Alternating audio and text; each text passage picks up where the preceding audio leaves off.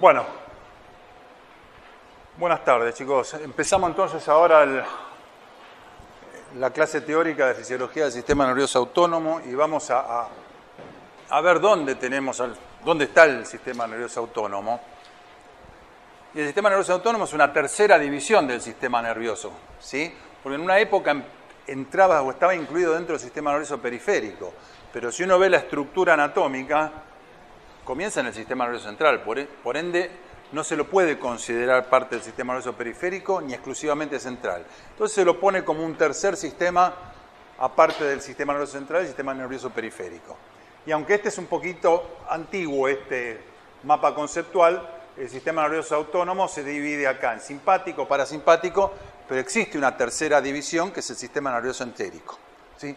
E inclusive en algunos momentos se está empezando a hablar de un sistema nervioso cardíaco que tiene una semejanza al sistema nervioso entérico, pero todavía eso no está del todo dilucidado o no se ponen de acuerdo los anatomistas.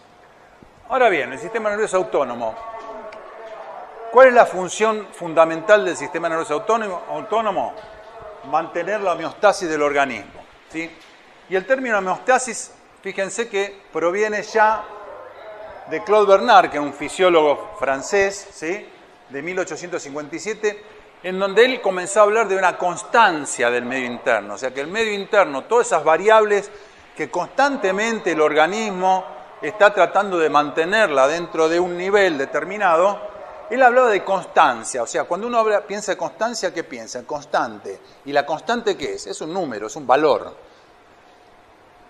Por eso, en 1932, este fisiólogo americano, Cannon, ya no hablaba de constancia. Él dice, habla de una estabilidad del medio interno. ¿Qué quiere decir? O sea, el medio interno estaba estable entre una variable, ¿sí? O sea, entre un máximo y un mínimo, entre los cuales en ese delta el organismo mantenía la homeostasis, ¿sí? Y entonces ahí es donde se acuña bien el término de homeostasis, ¿sí? Que es, todas las variables se mantienen dentro de un delta normal, con un valor mínimo y un valor máximo. Ahora, esa homeostasis, no hay un solo tipo de homeostasis, hay dos tipos de homeostasis, ¿sí? Una que se llama reactiva, que era la que conocemos todos. A priori uno nos dice, bueno, tengo calor, ¿qué pasa? Van a empezar a transpirar, van a tener determinadas adaptaciones del organismo, ¿para qué? Para mantener la temperatura dentro de un rango de normalidad. Por ejemplo, la glucemia mismo. Ustedes no comen, pero sin embargo, se hacen un control de glucemia y van a tener la glucemia dentro de un rango normal. ¿Por qué? Porque el organismo está poniendo en juego determinados mecanismos para mantener el valor, por ejemplo, la glucemia, dentro de los límites bajos o altos normales, ¿sí?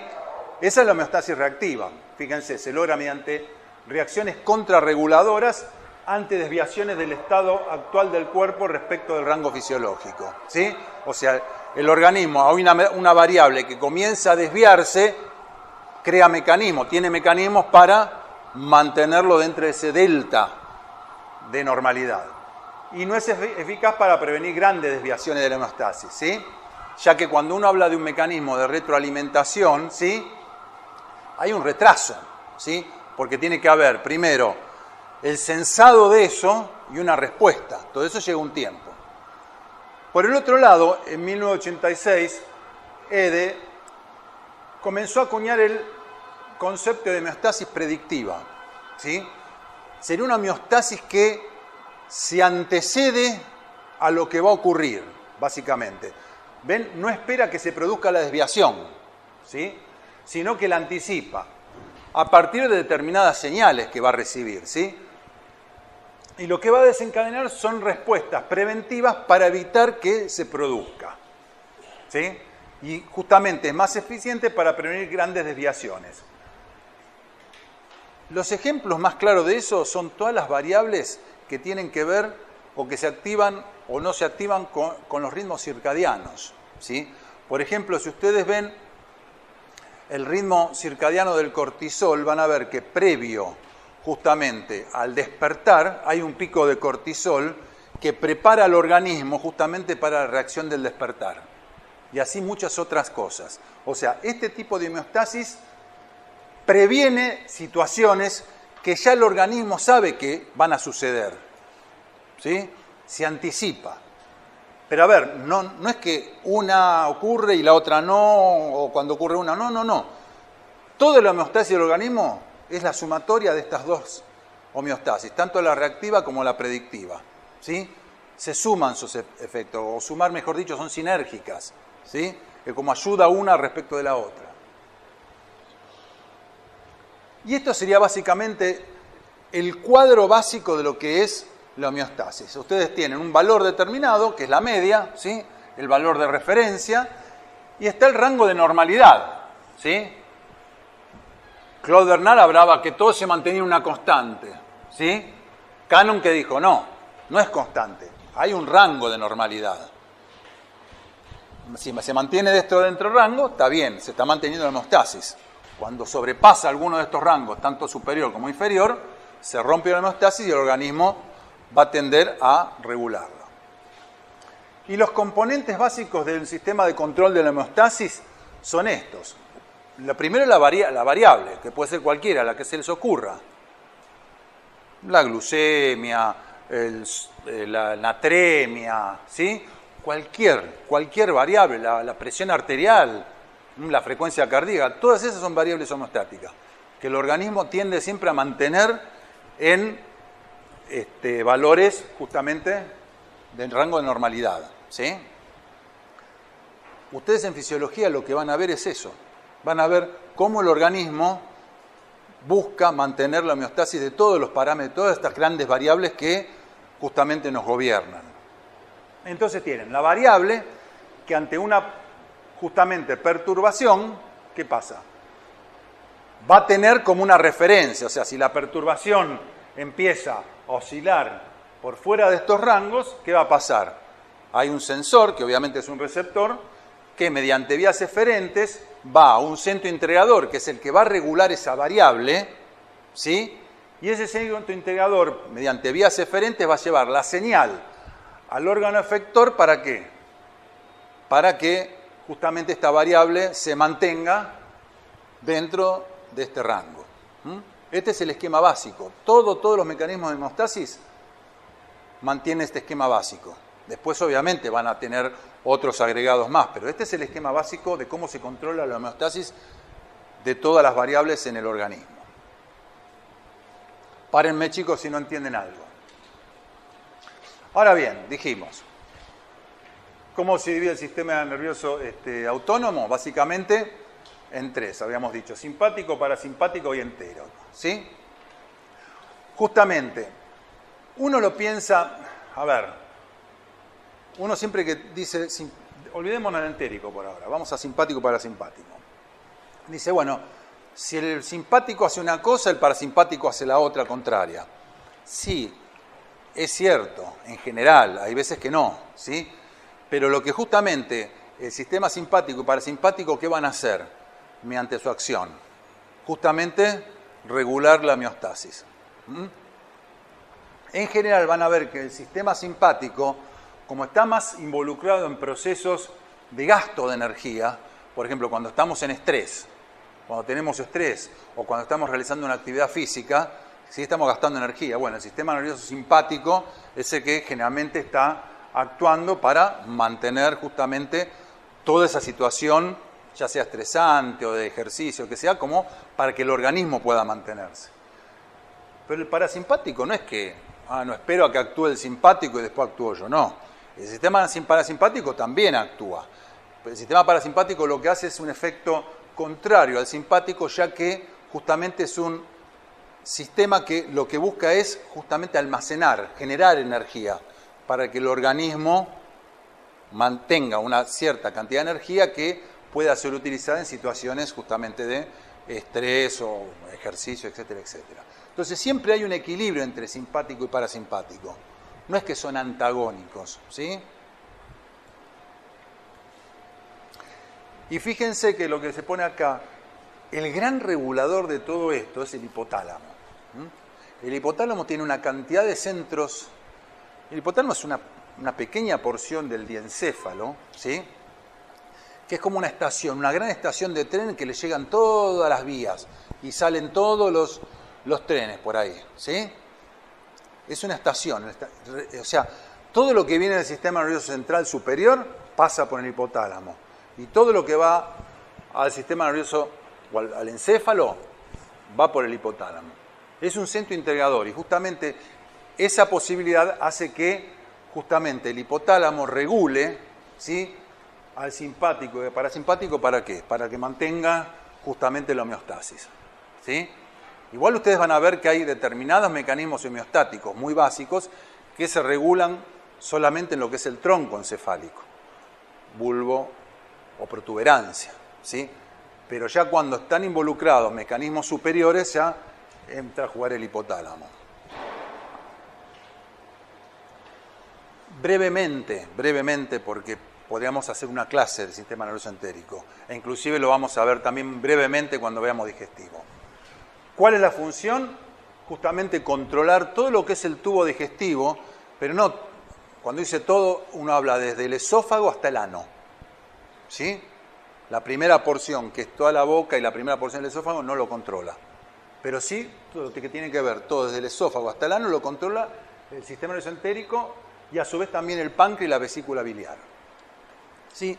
¿Y quién lo forma? Entonces, una gran red de neuronas sensitivas, locales, obviamente. Lo que sensan justamente esas neuronas locales son alteraciones del tubo digestivo, que van a dar una señal, ¿para qué? Para que a través de interneuronas y neuronas motoras lleven una información para que el tubo digestivo produzca un efecto, ¿sí? Por ejemplo, algo muy simple.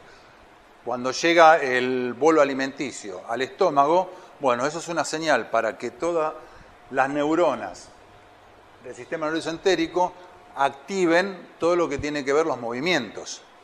¿Para qué? Para que comience toda esa función de mezclado que tiene el estómago y otras funciones más. Y básicamente el sistema nervioso entérico está formado por dos porciones, lo que se llama el plexo mientérico de Auerbach y el plexo submucoso de Meissner, ¿sí?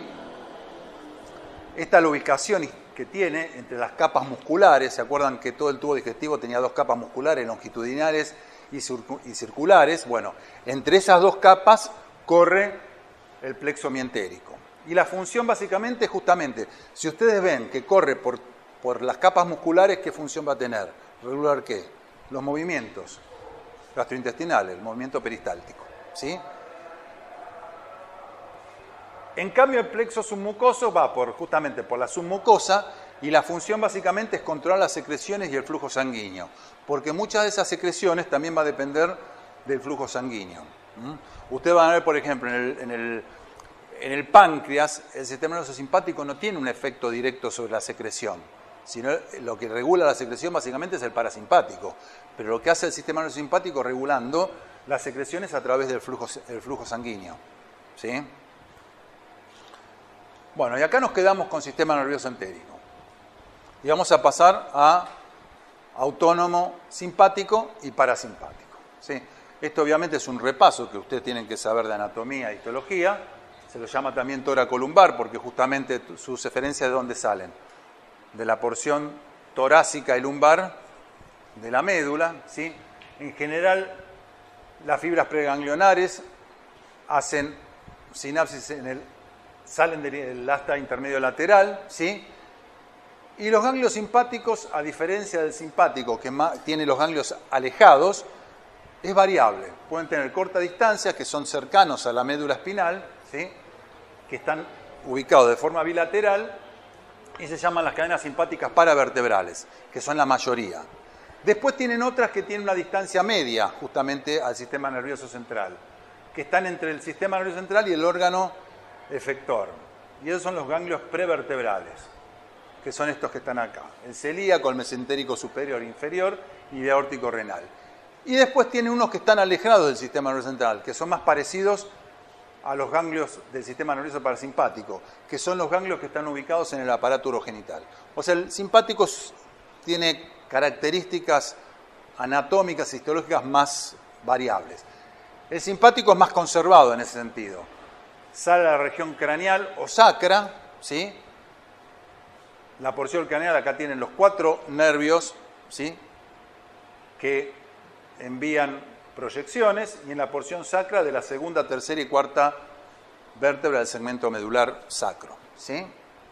Y en general, todos los ganglios parasimpáticos se encuentran o cercanos o directamente en la pared del órgano efector, ¿sí? Y este es un esquema que está sacado justamente del Silverton, de uno de los libros que ustedes tienen como bibliografía, muy básico, pero fíjense la diferencia que hay.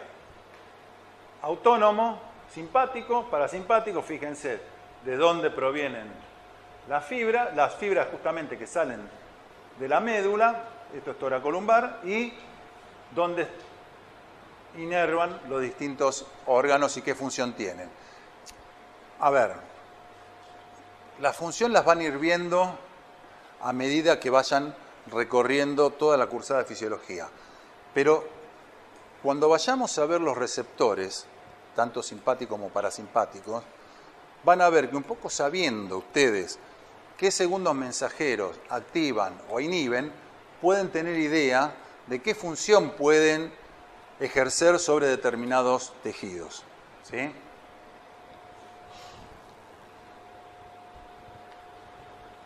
Bueno, y acá ven una diferencia, también esto del boron, que está muy linda esta, y van a ver, este es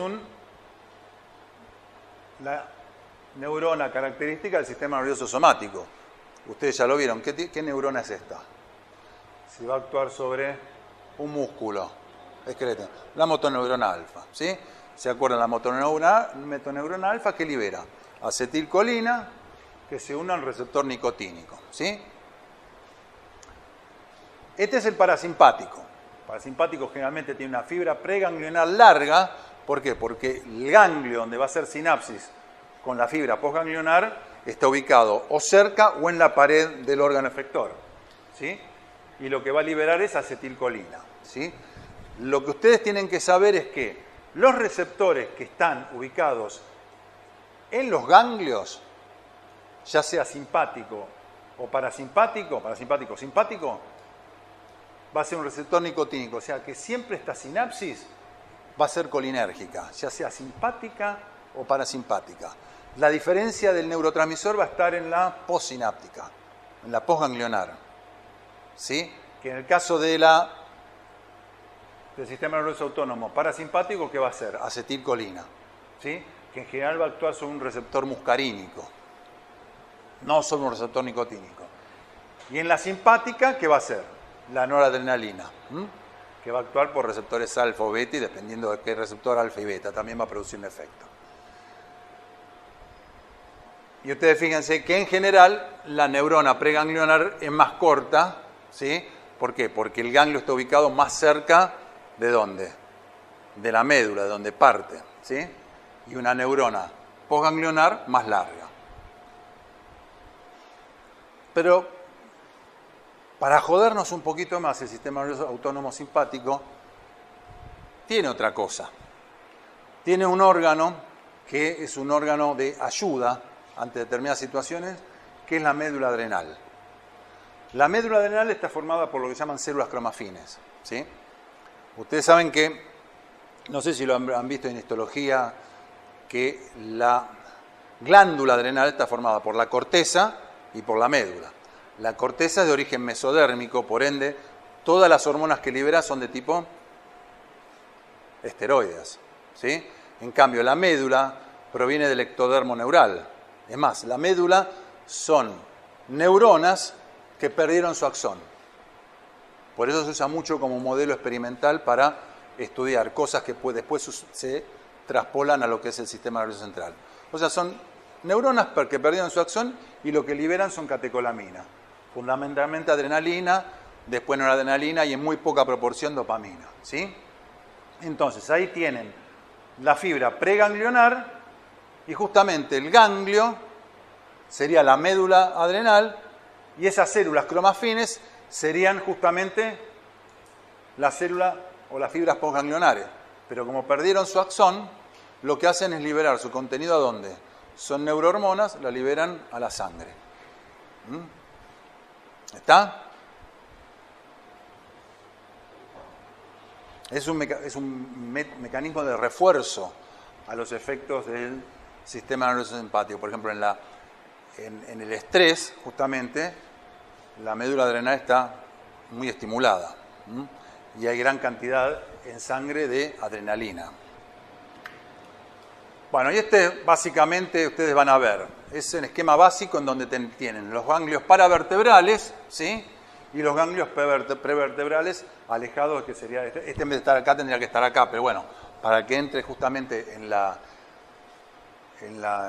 el esquema que hicieron, bueno, los autores lo hicieron de esta manera. Entonces ustedes ven que justamente tienen la neurona preganglionar, que dependiendo puede hacer sinapsis justamente en los ganglios paravertebrales y justamente salir hacia el órgano efector. O si no, hacer sinapsis en el prevertebral a través de la neurona postganglionar, ir hacia las células diana. ¿Sí? Esos eran el esquema básico de lo que es el sistema nervioso simpático y sus neuronas. Ahora bien, todavía no vimos parasimpático, pero esto es importante empezar a pensarlo. ¿Cuáles son las diferencias anátomo-funcionales? Bueno, diferencia primaria, que es de origen, una es craneosacra y otra columbar. La localización ganglionar, generalmente cerca del efector o en el efector, y es variable, aunque generalmente está lejos del órgano efector. Y acá empiezan ustedes a tener idea de las características de cómo funcionan cada uno de estos dos sistemas. Relación entre el número de fibras postganglionares y preganglionares. En general, en el parasimpático cercano a 1, ¿qué quiere decir? Una fibra preganglionar hace sinapsis con la postganglionar en el ganglio parasimpático y la relación es 1 a 1. Una fibra entra y una fibra sale. En cambio, en el simpático es diferente. Una fibra entra, varias fibras salen.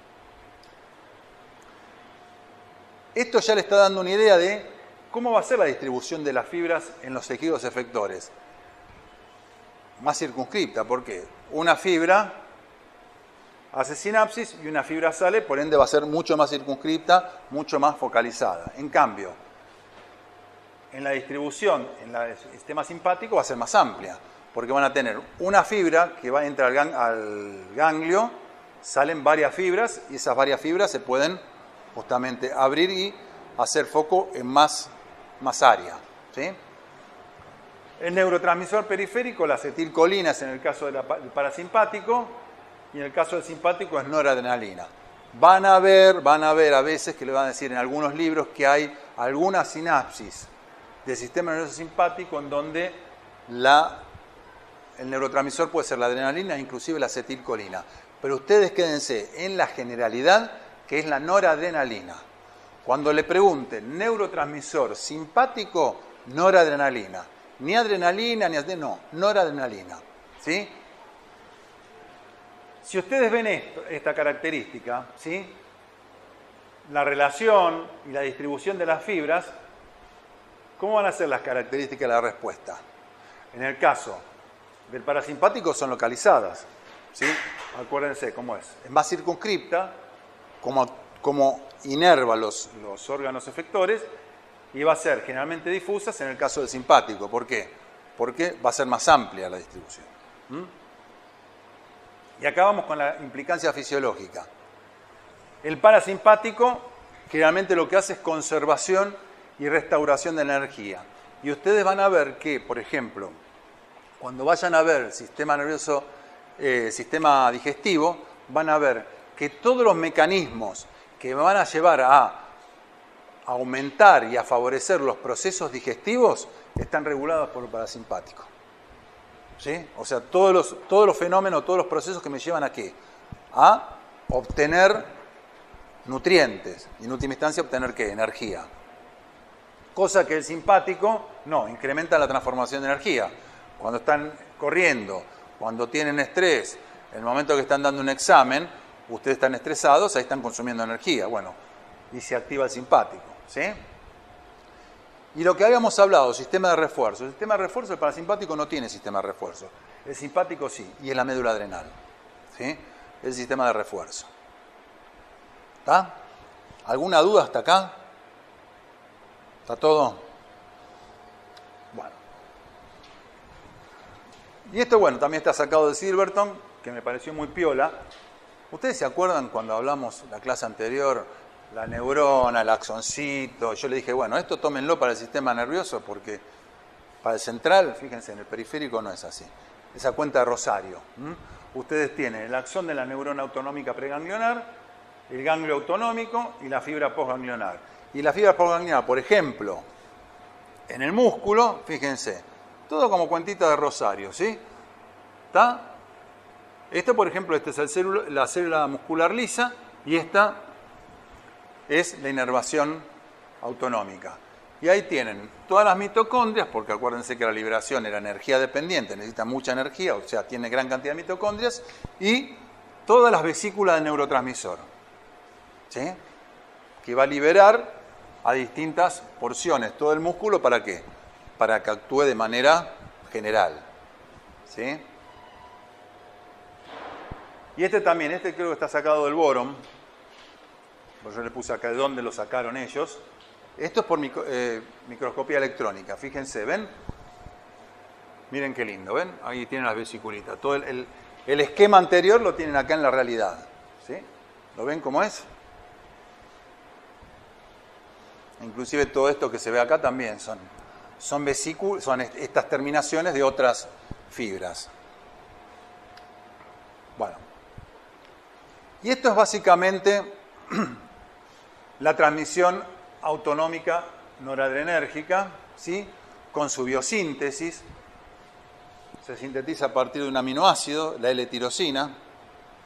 Es un aminoácido esencial, o sea, tiene que provenir de la dieta. La tirosina por la tirosina hidroxilasa, que siempre la van a ver como TH, de origen a la L-dopa. Este paso de acá es el que determina, el que regula todo esto, ¿sí? Es el paso limitante este. El resto depende solamente de lo que se vaya sintetizando acá. Si hay más cantidad, es mayor la actividad de tirosina hidroxilasa, se va a generar más dopa, más dopamina, más noradrenalina y todo lo que siga, ¿sí? Si la actividad disminuye, se va a disminuir la síntesis del neurotransmisor, ¿sí? Independientemente de estas otras dos enzimas. Esta es una decarboxilasa de aminoácido L-aromático que da origen a la dopamina, que es el primer neurotransmisor de la síntesis de catecolaminas, pero como estamos en una neurona noradrenérgica, esa dopamina entra a la vesícula. ¿Se acuerdan que había un transporte vesicular, ¿sí? Que era protón dependiente? Bueno, entra la dopamina y justamente en el interior de esa vesícula está esta enzima que es la dopamina beta-hidroxilasa, que hace que la dopamina dé origen a la noradrenalina o norepinefrina. Y ahí ya tenemos nuestro neurotransmisor autonómico simpático ya sintetizado. Y este, por los mecanismos que vimos en la clase anterior, se libera, ¿sí? Y puede actuar a través de los receptores postsinápticos alfa-beta, ¿sí? O a través de receptores alfa-2. Y esto es muy interesante porque esto es un descubrimiento que se hizo acá en el quinto piso de la facultad hace muchos años atrás, que es la regulación propia que tiene el neurotransmisor sobre su liberación, ¿sí? Cuando la noradrenalina que se liberó se une a un receptor alfa-2 en la presinapsis, genera mecanismos negativos para que cese la liberación del neurotransmisor. Es una autorregulación.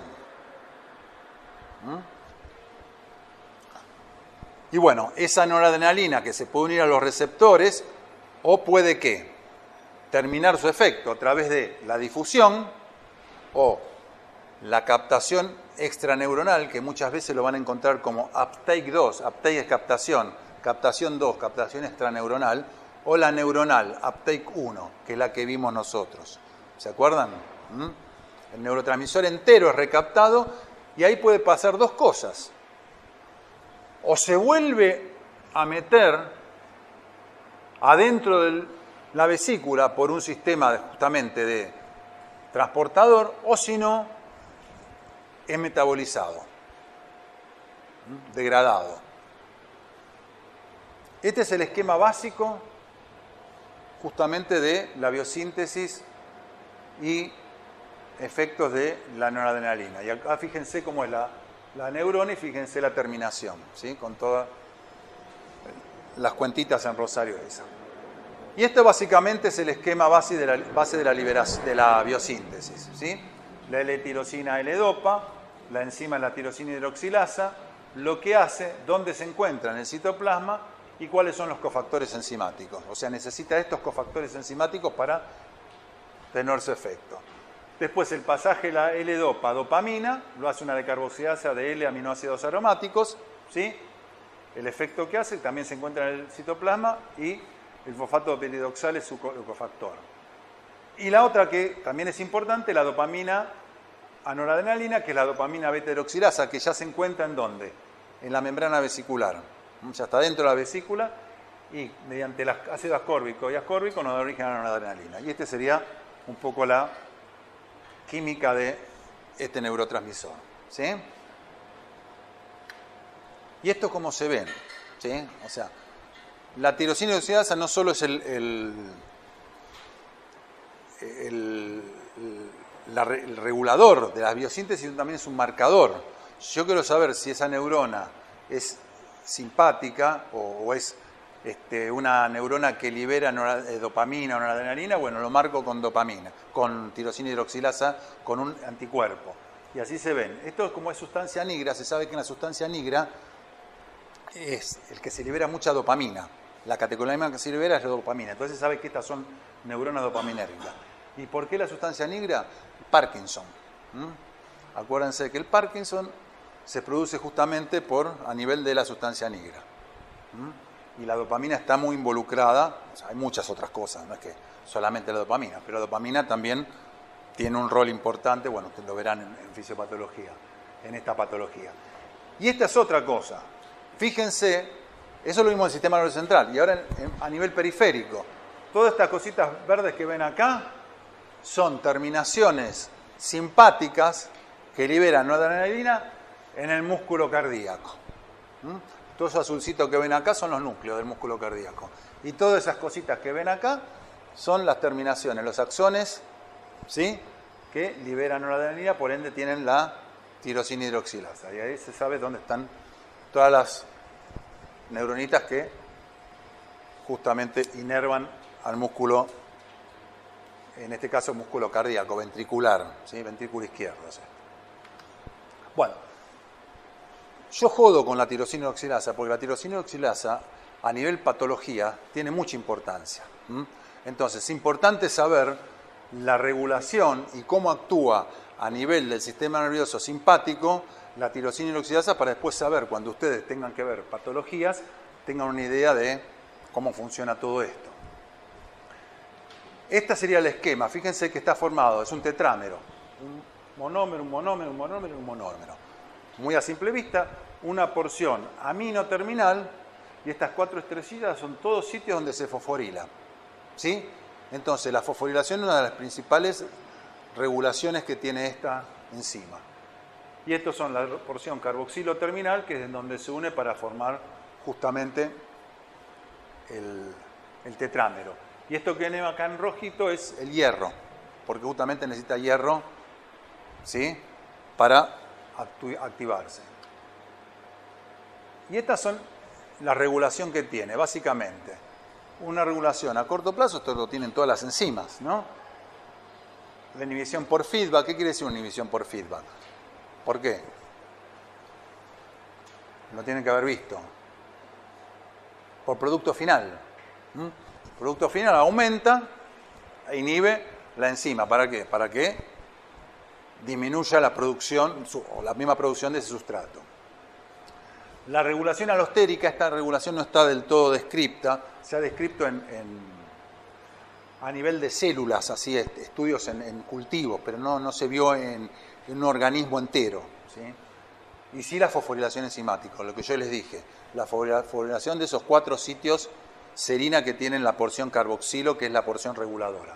Y después tienen la regulación a largo plazo, transcripcional, estabilidad del mensajero, splicing alternativo, todo lo que ustedes también vieron en biología celular y molecular. Y ustedes fíjense, a corto plazo, por feedback, justamente la actividad de TH es inhibida por todas las catecolaminas, o sea, todas las catecolaminas, dopamina, si es una neurona dopaminérgica, noradrenalina, si es una neurona noradrenérgica, y adrenalina, si es una neurona adrenérgica.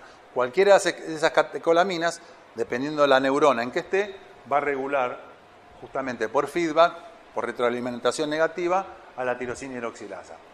La regulación alostérica, fíjense que hay heparina, este tipo de polianiones, todo lo que hacen incrementarla, pero esa ténganlo como a título informativo. Y la otra sí es la fosforilación. Este es el mecanismo más importante que tiene e implica una regulación a corto plazo de la TH, aunque está demostrado que también la es a largo plazo. Y esto es como activa justamente o inhibe por feedback. Hagan de cuenta que esta es la catecolamina, este es un estado inactivo, ¿sí? Cuando se mete la catecolamina acá adentro, en esta bolsita, lo que hace es, esta es la porción reguladora, la que tiene la citoserina. Entonces, al cerrarse esto, hace que sea muy difícil que se active la enzima, ¿sí? En cambio, cuando se fosforila, ¿sí? Esto se abre aún más y permite que se siga fosforilando y se siga activando, ¿sí? Estas serían las dos formas en las que está esta enzima. Bueno, y estos son básicamente los 4 sitios de fosforilación, serina 8, 19, 31 y 40. Esto es el sitio más promiscuo y cuya fosforilación es que tenga la mayor actividad. Este sitio 19 tiene la importancia de lo que hace. ¿Vieron que esa orejuela está cerrada? Bueno, cuando se fosforila en el sitio 19 lo que hace es abrirse. Al abrirse hace que el sitio este 40 quede más expuesto y entonces ahí se fosforila, ¿sí?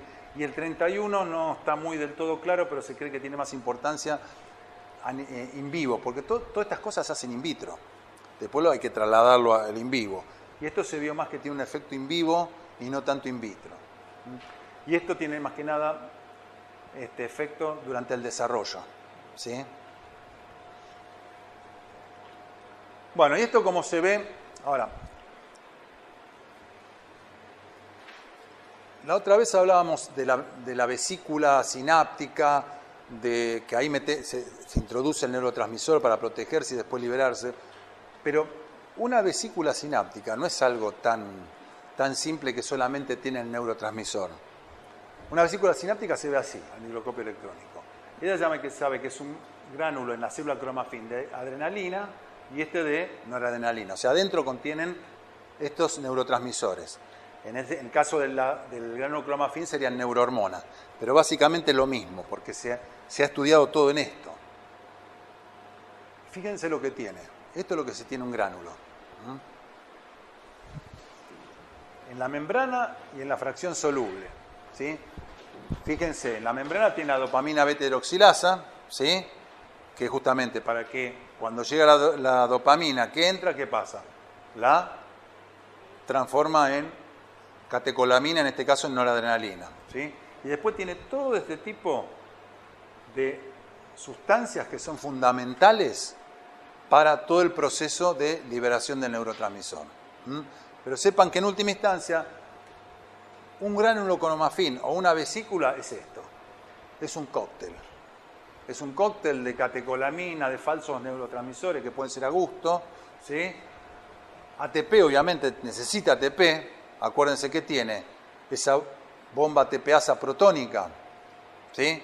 Para poder introducir el neurotransmisor, bueno, necesita mucha energía, necesita calcio y otras cosas más. Y fundamentalmente que un pH ácido dentro para que forme justamente ese gradiente que utiliza para introducir el neurotransmisor. Esto ya lo vimos, pero sepan que esto que observó acá, esto es un modelo. ¿Por qué? Porque él primero lo observó acá, en el gránulo cromafín, en la médula adrenal, porque es mucho más fácil de estudiar. Esto lo trasladó después a una neurona. Básicamente es lo mismo. Y ustedes fíjense acá, que esto también está sacado del borón, que está muy piola, porque, por ejemplo, ¿vieron que dijeron falsos neurotransmisores? Realmente no son falsos neurotransmisores, son otros neurotransmisores. Por ejemplo, a nivel de... Esto sería básicamente una célula del músculo liso, ¿sí? Las terminales simpáticas que llegan ahí tienen no solo noradrenalina, sino también neuropéptido I, ¿sí? Y fíjense, la noradrenalina va a actuar sobre el receptor. ¿Dónde está? Acá. El alfa-1 adrenérgico, que lo que va a hacer es activar la formación de fosfoinosítidos, ¿sí? Fundamentalmente fosfolipasa C, que va a actuar sobre un canal de calcio que va a hacer que el calcio salga y ¿qué va a hacer sobre el músculo liso? Contraerlo.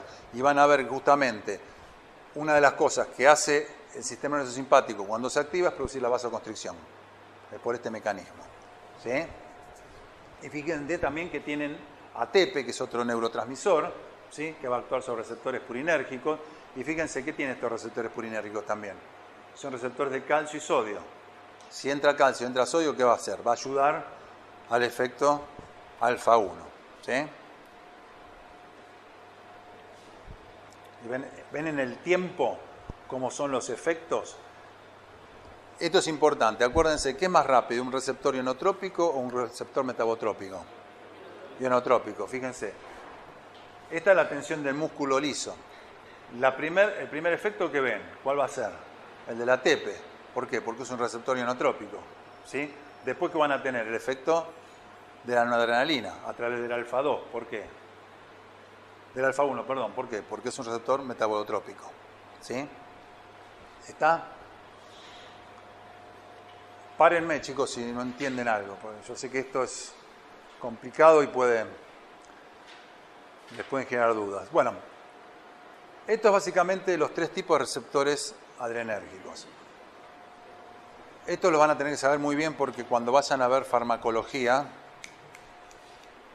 cuando tengan que ver los fármacos y todo esto lo tienen que saber así. ¿Por qué? Ustedes me dicen, ¿por qué hay alfa-1, alfa-2 y después hay beta y beta se divide en beta-1, beta-2, beta-3 y beta-4? Porque inicialmente se pensaban que eran similares, pero se vio que son totalmente diferentes. Alfa-1 y alfa-2. ¿Sí? Esto se lo llama, mucho está más relacionado con los receptores imidazólicos que con los receptores adrenérgicos. Pero bueno, quedó en la clasificación así. Entonces fíjense que a su vez, de estos tipos de receptores, alfa-1, alfa-2 y beta, cada uno tiene sus subtipos. Alfa-1A, alfa-1B, alfa-1D, etcétera, etcétera. ¿Sí? Y que cada uno de estos, fíjense que activan diferente proteína G, el alfa-1, GQ, o sea, lo que va a hacer es activar la fosfolipasa C, diacilglicerol, la PKC, y lo que va a terminar haciendo, ¿qué es? Aumentar calcio. Lo vieron ustedes cuando vimos en el esquemita ese qué efecto tiene sobre el músculo liso vascular. Por el otro lado, el alfa-2 lo que hace es inhibir la adenylatociclasa, por ende disminuye AMP cíclico y pKa. Y van a ver que en muchos casos y en muchos vasos tienen tanto inervación alfa-1 y alfa-2. Y dicen, ¿cómo puede ser que un mismo neurotransmisor haga esto? Bueno, va a depender de las densidades de cada uno en distintos lechos vasculares, es el efecto que va a tener la actividad simpática sobre ese lecho vascular. O vasodilatar o vasocontraer. Bueno, y fíjense dónde están ubicados en general, corazón, vasos, ¿sí? El músculo liso, fíjense en las coronarias, es importante, ¿no? Sistema nervioso central, los vasos, páncreas. ¿Se acuerdan? Yo le dije que en el páncreas, bueno, el páncreas, el efecto básicamente que tiene el sistema nervioso simpático es sobre el flujo. Por eso justamente el efecto sobre la secreción pancreática es básicamente sobre el flujo sanguíneo. no sobre la secreción pancreática en sí. Y estos son los receptores beta. Beta 1, beta 2 y beta 3, y fíjense, los efectos fisiológicos, ¿sí? Yo lo saqué de una publicación porque no había lindos esquemas como en el caso del otro en esto. Así que bueno, fíjense que tienen los efectos fisiológicos, el beta 1 fundamentalmente sobre el corazón, ¿sí? Cronotropismo, ionotropismo, secreción de renina, grelina, lipólisis. Fíjense que el efecto que tiene la lipólisis, ¿qué produce? Degradación de lípidos. ¿Para qué? Para obtener energía. ¿Se acuerdan qué efecto tiene el simpático? Gastar energía. Uno de estos mecanismos.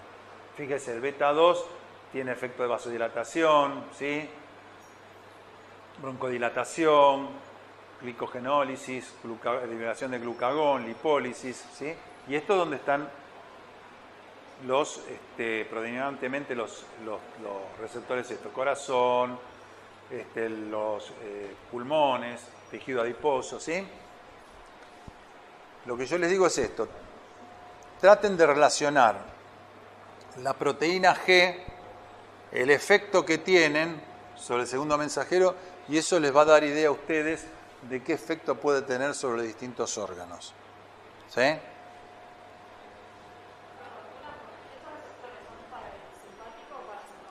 Simpáticos. Ahora estamos hablando de simpáticos. Alfa y beta adrenérgicos.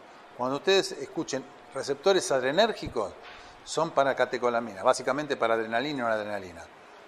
Porque los de dopamina son diferentes. Dopamina es otra, se llaman D, receptores D, D1, D2, pero estos, cuando vean alfa o beta, son adrenérgicos y son para la adrenalina y para la noradrenalina. Algunos son más afines a la adrenalina que a la noradrenalina, ¿sí? Pero bueno, eso lo van a ver mejor cuando vean farmacología. Acá básicamente lo que tienen que saber es dónde están, qué hacen básicamente, y eso el que hacen lo pueden sacar sabiendo qué efecto tiene sobre el segundo mensajero. No hace falta que lo estudien de memoria todo. Y bueno, y fíjense, por ejemplo, vamos a tomar, por ejemplo, en el corazón. Fíjense, el corazón tienen receptores simpáticos beta 1 y beta 2. Lo que fundamentalmente hacen es, el simpático a través de estos dos receptores es aumentar la frecuencia, aumentar la fuerza de contracción y aumentar justamente la conducción o la velocidad de conducción del impulso, ¿sí? O sea, actúa sobre la célula marcapaso, que es la que va dando el ritmo del corazón, sobre la conducción de esa frecuencia que se genera en la célula marcapaso, pero a su vez sobre el cardiomiocito, lo que actúa sobre la fuerza de contracción. O sea, tiene dos efectos. Pero el parasimpático solamente tiene efecto sobre la frecuencia y sobre la contracción, sobre la conducción solamente. No tiene efecto sobre la contracción, la fuerza de contracción, porque no tiene receptores. ¿Sí? En el músculo cardíaco no tiene receptores. ¿Sí? ¿Qué sé yo? Otro ejemplo, bueno, por ejemplo acá en la médula adrenal. En la médula adrenal, el receptor que hay, no hay ningún receptor adrenérgico, sino nicotínico. ¿Qué es el receptor nicotínico? El receptor, justamente la neurona preganglionar, que actúa sobre las células cromafines, y lo que van a hacer es que, a través de los receptores nicotínicos, activar la secreción de adrenalina y noradrenalina. ¿Sí? Fíjense, por ejemplo, que acá en general, sobre el intestino, fíjense que lo que produce es todos los efectos contrarios. Sobre la motilidad, disminución, contracción de los esfínteres, ¿sí? Y fíjense, el parasimpático, ¿qué hace? Todo efecto contrario. Aumenta la motilidad, aumenta la relajación de los esfínteres para que las secreciones fluyan hacia el tubo digestivo.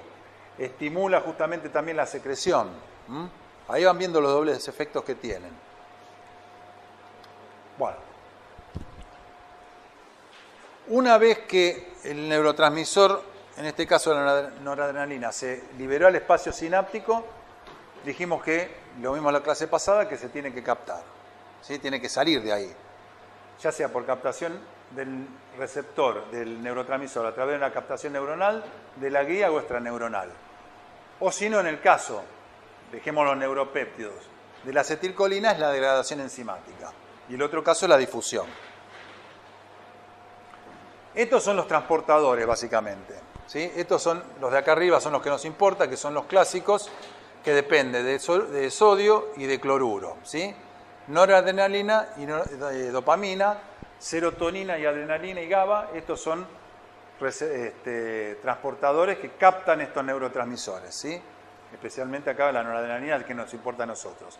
Y después los transportadores de vesículas sinápticas, esto es lo que vimos anteriormente.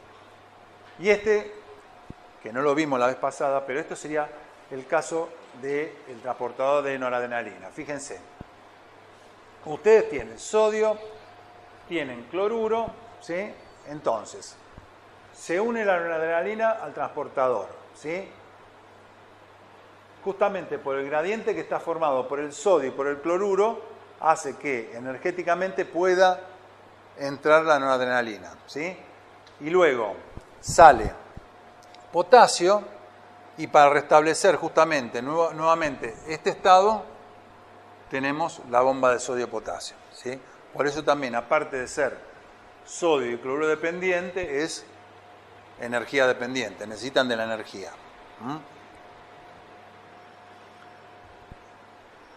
Y esto es muy importante porque esos transportadores, uno tiene una cierta cantidad de transportadores expresados en la membrana, ¿sí? Pero ante una situación de mucha liberación de neurotransmisor, tienen que tener un pool justamente de rápida acción, ¿tá? Para que permita justamente cuando se libera mucha noradrenalina pueda ser recaptada. Entonces, justamente, normalmente en vesículas estos transportadores están justamente en estas vesículas listos para que ante una situación de mucha liberación del neurotransmisor de noradrenalina se puedan expresar en la membrana y internalizar la noradrenalina. ¿Y por qué es esto? ¿Por qué se les ocurre? Si no fuera así. ¿Y cuánto te tardaría un transportador de esto para sintetizarse de cero? Mucho tiempo, ¿sí? Piensen que es una proteína grande, con un montón de modificaciones posttranscripcionales, etcétera, etcétera. Tarda mucho la maduración. Entonces, por eso está justamente en vesículas que le permite, por pequeñas modificaciones, ya expresarse directamente en la membrana. Bueno, esto no importa. Vamos a pasar esto porque no sé si vamos a llegar y quiero llegar a tiempo. Bueno, estos son los otros transportadores no neuronales y que en el caso del sistema nervioso simpático son importantes. ¿Por qué? Porque no se están liberando en el sistema nervioso, se están liberando en la periferia, generalmente en tejidos u órganos que no son neuronas, ¿sí? Y justamente tienen estos tres grandes tipos de transportadores no neuronales que se encuentran justamente en los distintos tejidos, ¿sí? Y que están, por ejemplo, en el hepatocito, en células epiteliales, túbulos distales, en el caso de fíjense, en células de la glía, algunas células no catecholinérgicas, médula, etcétera, etcétera. O sea, todo este tipo de tejidos tienen estos neurotransmisores, estos transportadores que les permiten justamente cuando hay gran cantidad de ese transmisor poder captarlo. Ahora ustedes podemos preguntarnos, ¿y para qué necesitamos este tipo de transportadores si tenemos un transportador específico? Porque estos transportadores no son específicos. ¿Por qué se les ocurre?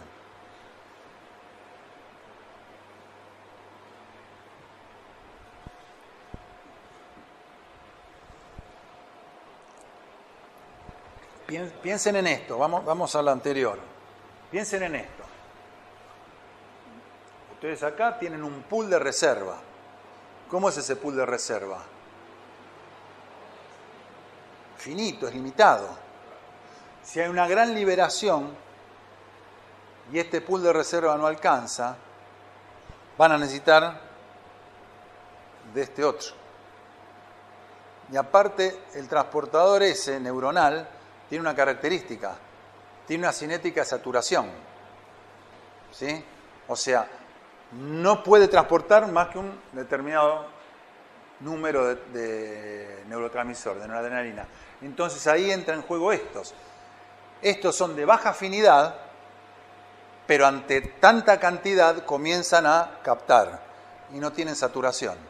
Entonces, este sistema le ayuda al otro ante situaciones de gran cantidad de liberación de neurotransmisor, justamente sacar a ese neurotransmisor del espacio.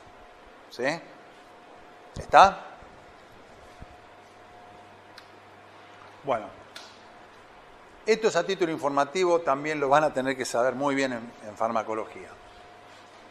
Esto es cómo se degrada la noradrenalina. Una vez que la noradrenalina entró, ya sea una neurona o a un hepatocito, por ejemplo, se comienza, si no se mete en el caso de la neurona, en la vesícula, se va a degradar.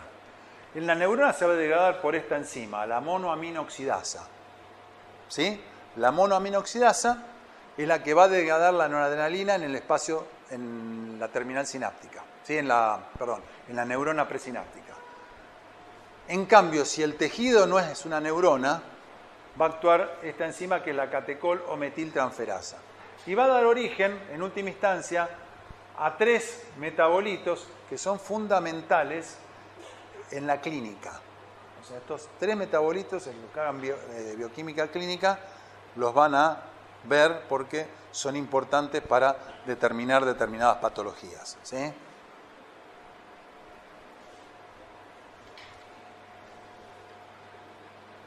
Por ejemplo, el feocromocitoma. Una de las cosas que se ve es aumento de vainillín mandélico en sangre. El feocromocitoma, lo van a ver ustedes, un tumor de médula adrenal, ¿sí? Que libera mucha catecolamina.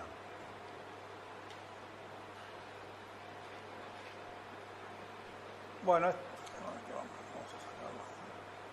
vamos acá ahora porque ya nos queda poquito tiempo. Nos quedan 5 minutos y todavía no vimos nada de parasimpático. Parasimpático dijimos cuál es el neurotransmisor. La acetilcolina. Fíjense que la síntesis de acetilcolina es mucho más simple. Acetil-CoA y la colina, por la acetilcolintransferasa, va a producir acetilcolina y CoA. ¿Sí? La acetilcolina se introduce en las vesículas y se libera. Una vez que se libera, va a actuar sobre receptores. Pueden ser nicotínicos o muscarínicos, dependiendo de dónde estemos. Pero acá tenemos la gran diferencia. No tenemos un sistema de recaptación del neurotransmisor, como puede ser con la noradrenalina, la dopamina o con la glutamato. No. Tenemos un sistema de degradación inicial, que es la acetilcolintransferasa, ¿sí? Que nos van a dar origen al acetato y a la colina. El acetato se libera y la colina es la que se recapta. Hay un sistema de recaptación específico de colina que vuelve a meter la colina adentro justamente de la neurona y hace que esté dispuesta para ser nuevamente usada para la síntesis. O sea, es mucho más simple todo este proceso, ¿sí? Y se regula básicamente la colina acetiltransferasa por producto final. Se habla de que existe otro tipo de regulación, pero quedémonos con que se regula por producto final. O sea, aumenta la síntesis de acetilcolina, se disminuye la actividad de la enzima. Se disminuye la síntesis de acetilcolina, se incrementa la actividad de la enzima. ¿Sí? Cuando decís regulada por producto final, es el feedback. ¿Cómo? Claro, exacto. Feedback positivo o negativo. O sea, si baja, lo que hace es activarla. ¿Sí? Porque justamente lo que hace el producto final es introducirse en un lugar de la enzima que hace que no se pueda activar. ¿Sí? Es bastante más complejo, pero bueno, ténganlo con esa idea. Y estos son los 5 tipos de receptores muscarínicos que se conocen. M1, M2, M3, M4 y M5. ¿Sí? Fíjense, acá están. La localización en general, ¿no?, de estos receptores, ¿sí? Fíjense, nervios periféricos, corazón, músculo liso, cerebro, endotelio y glándulas exócrinas, ¿sí? Fíjense que no todos están en los mismos, ¿sí? Obviamente cada uno de estos receptores tienen distintos agonistas, ¿sí? O sea, agonistas saben que son sustancias que lo activan, ¿sí? También están antagonistas específicos y fíjense que dependiendo que sea M1 o M3 o M5, el efecto que tiene la activación del M1, M3 y M5 es justamente formación de IP3, diacilglicerol, incremento de calcio, ¿sí? El M2 y el M4, inhibición de AMP cíclico y apertura de canales de potasio, ¿sí? En parte es fácil. 1, 3 y 5, los impares justamente producen efectos de activación del inositol trifosfato y los pares M2 y M4, disminución de AMP cíclico. Fáciles. Bueno, y acá volvemos. M1, M2, M3, M4 y M5. Fíjense, acá lo que me importa es la función principal que tiene sobre los distintos tejidos, ¿sí? Por ejemplo, el M1 en ganglios autonómicos, sistema nervioso central o glándula, actúa sobre el aprendizaje y la memoria, ¿sí? La acetilcolina es importante en esos procesos y aumento de las secreciones, justamente acá, ¿sí? En el músculo cardíaco produce bradicardia, ¿sí? También produce contracción del músculo liso, ¿sí? Antinocicepción, o sea, tienen efectos también en el sistema nervioso central muy importante la acetilcolina. Y el otro receptor es el nicotínico. Fíjense que no es tan simple el nicotínico. El nicotínico tiene varios tipos, uno del músculo esquelético, otro del sistema nervioso periférico, el que está ubicado básicamente en los ganglios simpáticos o parasimpáticos, y en el sistema nervioso central, ¿sí? Son 3 tipos de receptores nicotínicos. Y estos son los efectos que tiene justamente en la membrana, ¿sí? Producen excitación, músculo esquelético, ¿se acuerdan? Motoneurona alfa, ¿qué pasa? Libera sobre el receptor nicotínico que aumenta el sodio y todo eso produce la cascada de excitación del músculo esquelético, ¿sí? Esto es un gráfico simple y un esquema de cómo la nicotina o la acetilcolina, se llama receptor nicotínico porque justamente su efecto se vieron primero por la nicotina. La nicotina produce efectos similares a la acetilcolina. Entonces, el agonista se une y lo que hace es abrir el centro que está cerrado y este canal permite la entrada del sodio. Ojo, no es que solamente permite la entrada del sodio, es un canal catiónico inespecífico. Lo que pasa que lo que lo hace, entre paréntesis, un poquito más específico para el sodio es el tamaño del poro. ¿Está? Bueno, y acá es lo que van a ver que después, cuando vean sistema circulatorio, van a ver que dicen los vasos tienen inervación solamente simpática, ¿sí? Pero ¿qué pasa? El efecto parasimpático es indirecto. ¿Por qué? Este es el músculo liso, ¿sí? Este es el endotelio y esta es la terminal colinérgica, ¿sí?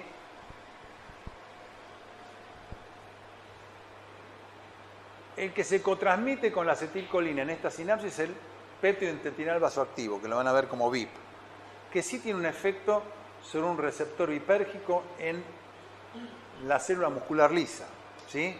Que va a producir una relajación. Pero la acetilcolina sobre la célula muscular lisa no tiene ningún tipo de receptor, sino lo que lo tiene es sobre justamente la célula endotelial, que hace que cuando se une al receptor muscarínico genera óxido nítrico. Y el óxido nítrico es el que justamente genera la vasodilatación indirecta de la acetilcolina en el músculo liso. Entonces, no tiene inervación, pero sí tiene efecto. ¿Está? Lo contrario es la inervación simpática, que sí hay receptores alfa 1 en el músculo liso que cuando se libera la noradrenalina actúa sobre el receptor alfa 1, ¿sí? Y produce la vasoconstricción. En este caso no, es indirecto. La acetilcolina actúa sobre el receptor muscarínico M3 y produce la liberación de óxido nítrico que sí va a producir la vasodilatación. Eso después lo van a ver bien en el sistema circulatorio. Y van a ver que esto es un gran órgano endocrino, el endotelio vascular. Es una cosa sumamente compleja. Bueno, esto lo tienen ustedes para el trabajo práctico. Yo lo tenía antes puesto acá, pero si quieren lo pueden repasar, pero no importa. La bibliografía, volvemos. El boron, Purves, el Silverton, y acá sí pueden agregar el Guyton Hall, que sí tiene la parte del sistema nervioso autónomo relativamente bien. Así que bueno, creo que terminamos justo hoy, ¿no?